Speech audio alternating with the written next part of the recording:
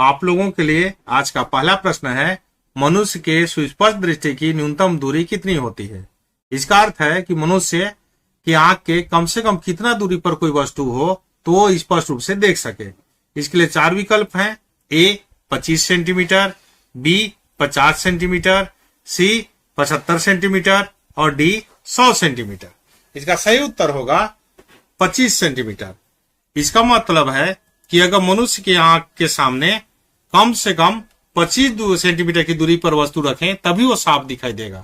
अगर 25 सेंटीमीटर के नजदीक अगर कोई वस्तु को रखेंगे तब वह धुंधली दिखाई देगा।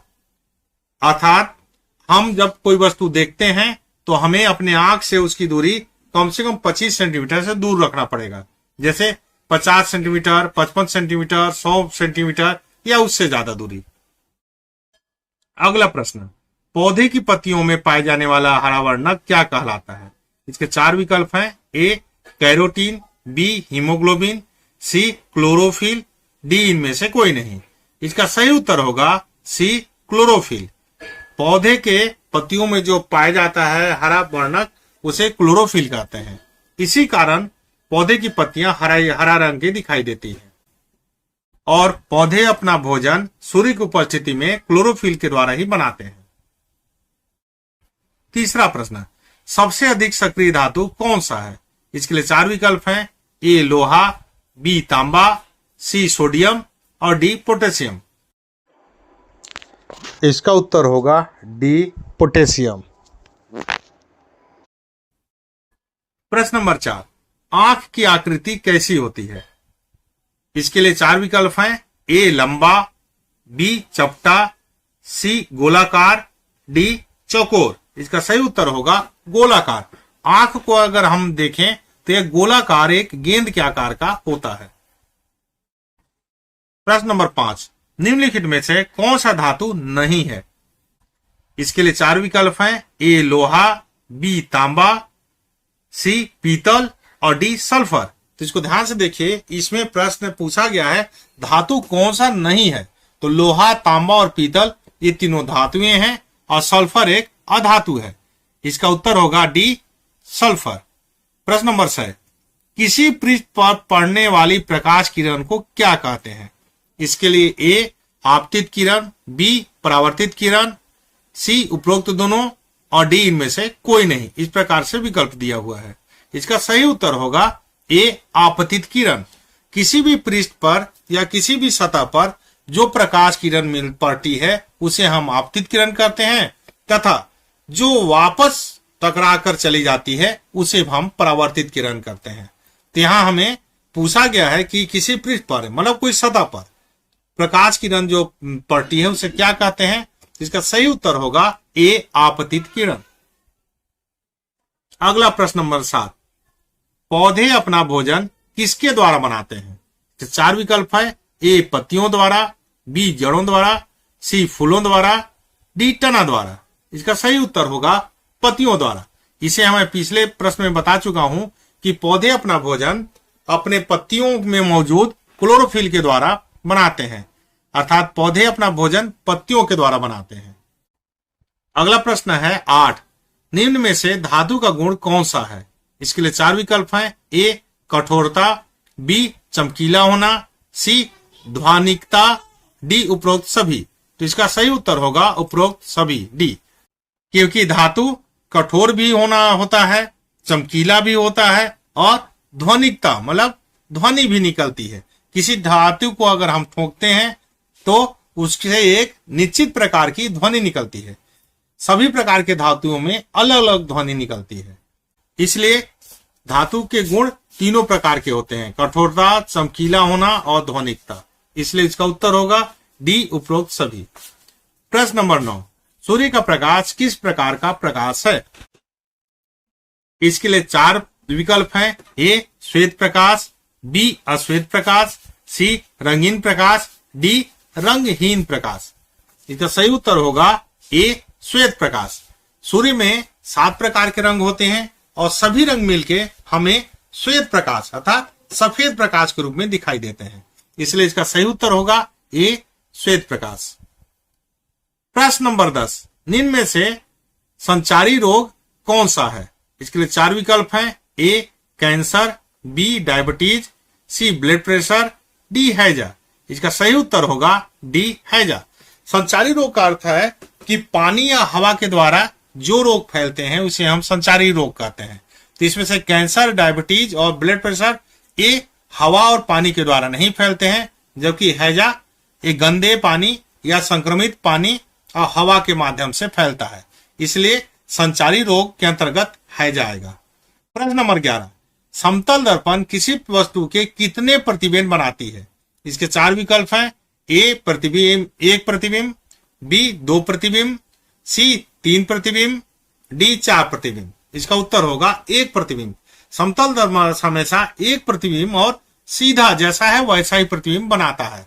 प्रतिबिंब मतलब उसकी परछाई, तो हमेशा समतल दर्पण एक ही प्रतिबिंब बनाएगा। प्रश्न नंबर 12, चावल से हमें क्या मिलता है? इसके लिए 4 विकल्प हैं। ए प्रोटीन, बी विटामिन, सी कार्बोहाइड्रेट, डी इनमें से कोई नहीं। इसका उत्तर होगा सी कार्बोहाइड्रेट। चावल में सबसे ज्यादा मात्रा में कार्बोहाइड्रेट होता है, इसलिए हमें ऊर्जा प्राप्त करने के लिए चावल का सेवन करना पड़ता है। अर्थात चावल खाने से हमें कार्बोहाइड्रेट प्राप्त होता है, जिससे हमें ऊर्जा मिलती है। अगला प्रश्न है 13, सर्वाहारी जंतु किसे कहते हैं? इसके लिए 4 विकल्प हैं। ए जो पौधे खाते हैं, बी जो मांस खाते हैं, सी उपरोक्त दोनों, डी इनमें से कोई नहीं। इसका सही उत्तर होगा सी उपरोक्त दोनों। अर्थात सर्वाहारी उसे कहेंगे जो पौधे को और मांस दोनों को खाते हैं, क्योंकि जो पौधे खाएंगे उसे हम शाकाहारी बोलते हैं और जो मांस खाते हैं उसे मांसाहारी कहते हैं, और जो दोनों भोजन को करते हैं उन्हें हम सर्वाहारी कहते हैं। प्रश्न नंबर 14, अंकुरित बीजों में किसकी मात्रा अधिक होती है? ए कार्बोहाइड्रेट, बी वसा, सी विटामिन, डी प्रोटीन। इसका उत्तर होगा डी प्रोटीन। अंकुरित बीजों में प्रोटीन की मात्रा सबसे ज्यादा होती है, इसीलिए हमें सेहतमंद रहने के लिए बीजों को जैसे चना, मूंग आदि को भिगोकर जब अंकुरित हो जाए तब इसे खाना चाहिए, जिससे हमें प्रोटीन पर्याप्त मात्रा में मिल सके। प्रश्न नंबर 15, निम्नलिखित में से कृत्रिम चुंबक किस प्रकार का होता है? इसके लिए 4 विकल्प हैं। ए क्षण चुंबक, बी नाल चुंबक, सी बेलनाकार चुंबक, डी उपरोक्त सभी। इसका उत्तर होगा डी उपरोक्त सभी। कृत्रिम चुंबक वह होता है जिसे मनुष्य बनाता है। तो क्षण चुंबक, नाल चुंबक और बेलनाकार चुंबक सभी प्रकार के चुंबक मनुष्य के द्वारा बनाए जाते हैं, इसलिए कृत्रिम चुंबक तीनों प्रकार के होंगे, अर्थात इसका उत्तर होगा उपरोक्त सभी। प्रश्न नंबर 16, चुंबक के ध्रुव कहां होते हैं? ए बीच में, बी दोनों सिरों पर, सी उपरोक्त दोनों और डी इनमें से कोई नहीं। इसका सही उत्तर होगा बी दोनों सिरों पर। कोई भी चुंबक हो उसके ध्रुव हमेशा उनके दोनों सिरों पर होती है, एक पर नॉर्थ दूसरे पर साउथ, अर्थात एक सिरे पर उत्तर ध्रुव दूसरे सिरे पर दक्षिण ध्रुव होता है। इसका मतलब चुंबक के ध्रुव हमेशा उसके दोनों सिरों पर होते हैं। प्रश्न नंबर 17, निम्नलिखित में से कौन सा एक चुंबकीय पदार्थ नहीं है? ए लोहा, बी निकिल, सी रबर, डी कोबाल्ट। इसका सही उत्तर होगा सी रबर। इसमें फिर ध्यान दीजिएगा, इसमें पूछा गया है चुंबकीय पदार्थ नहीं है, जिसमें लोहा, निकिल, कोबाल्ट भी तीनों चुंबकीय पदार्थ है जो चुंबक के द्वारा आकर्षित किए जाते हैं, और रबर एक चुंबकीय पदार्थ नहीं है, क्योंकि इसे अगर हम अर्थात अगर रबर को हम चुंबक के नजदीक लाएंगे तो यह कोई प्रकार का प्रतिक्रिया नहीं देगा, इसलिए यह चुंबकीय पदार्थ नहीं है। प्रश्न नंबर 18, किस ग्रह को लाल ग्रह कहा जाता है? इसके लिए 4 विकल्प हैं। ए बुध ग्रह, बी शुक्र ग्रह, सी मंगल ग्रह, डी बृहस्पति ग्रह। इसका सही उत्तर होगा सी मंगल ग्रह। इनमें से मंगल ग्रह को लाल ग्रह कहा जाता है, क्योंकि अगर हम दूर से देखें, जैसे हम पृथ्वी से देखते हैं, तो मंगल ग्रह लाल रंग का दिखाई देता है, इसलिए हम इसको लाल ग्रह कहते हैं। प्रश्न नंबर 19, पृथ्वी से सूर्य की दूरी कितनी है? इसके लिए 4 विकल्प हैं। ए 8 प्रकाश वर्ष, बी 8.3 प्रकाश वर्ष, सी 9 प्रकाश वर्ष और डी 9.3 प्रकाश वर्ष। इसका सही उत्तर होगा 8.3 प्रकाश वर्ष। अर्थात पृथ्वी से सूर्य की दूरी 8.3 प्रकाश वर्ष है। अब मैं इसमें एक चीज आपको बताना चाहूंगा, प्रकाश वर्ष एक दूरी को नापने का बहुत बड़ा मात्रक है। इसका अर्थ होता है कि हमारा प्रकाश एक साल में जितनी दूरी तय करेगी उसे हम एक प्रकाश वर्ष कहेंगे। यह बहुत बड़ा मात्रक है।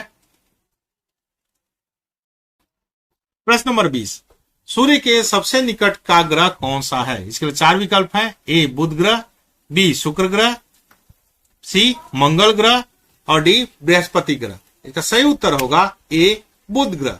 सूर्य के सबसे नजदीक बुध ग्रह है। प्रश्न नंबर 21, पृथ्वी का एक उपग्रह कौन सा है? इसके लिए विकल्प हैं 4। पहला है ए बुध, बी शुक्र, सी चंद्रमा और डी में से कोई नहीं। इसका उत्तर होगा सी चंद्रमा। पृथ्वी का एकमात्र प्राकृतिक उपग्रह चंद्रमा है जो स्वयं बना हुआ है। प्रश्न नंबर 22, ध्वनि की आवृत्ति को किससे नापा जाता है? इसके लिए 4 विकल्प है।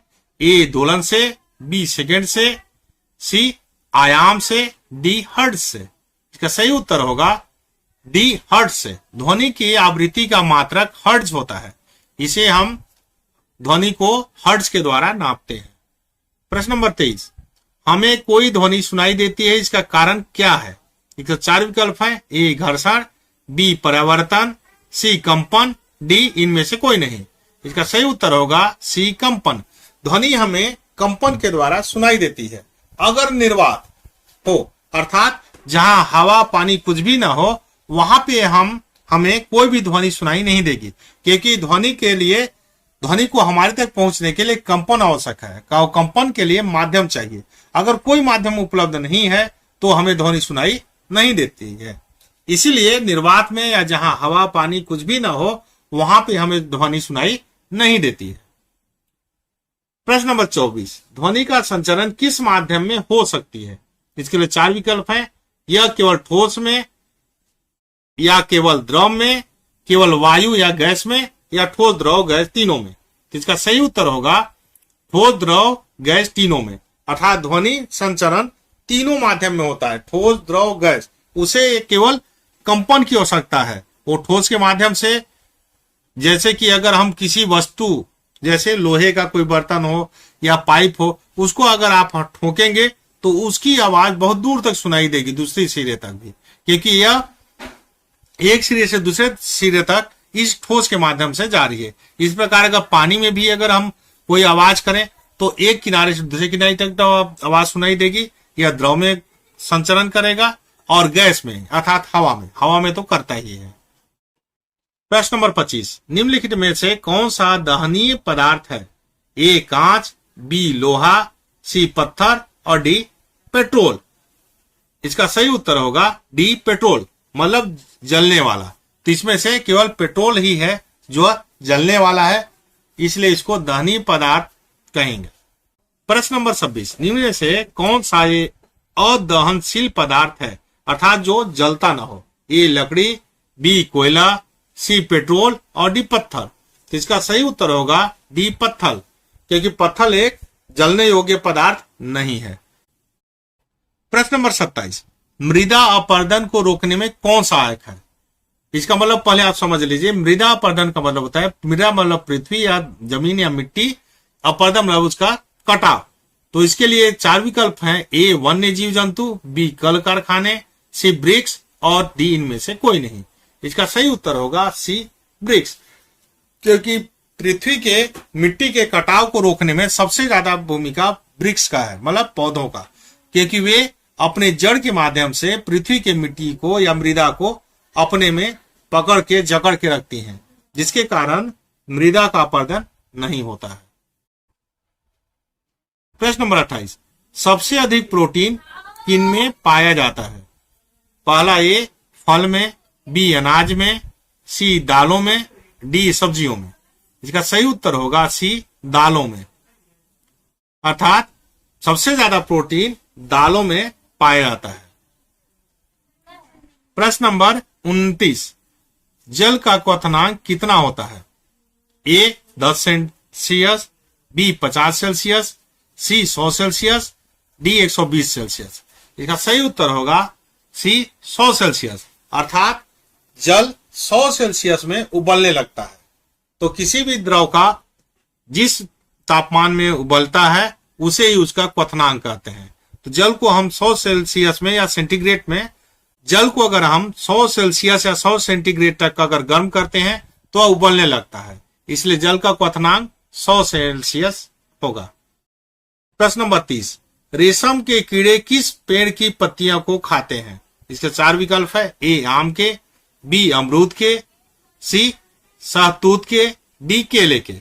इसका सही उत्तर होगा सी शहतूत के। रेशम के कीड़े शहतूत के पत्तों को खाना पसंद करते हैं और वे इसी पौधे पे पाए जाते हैं।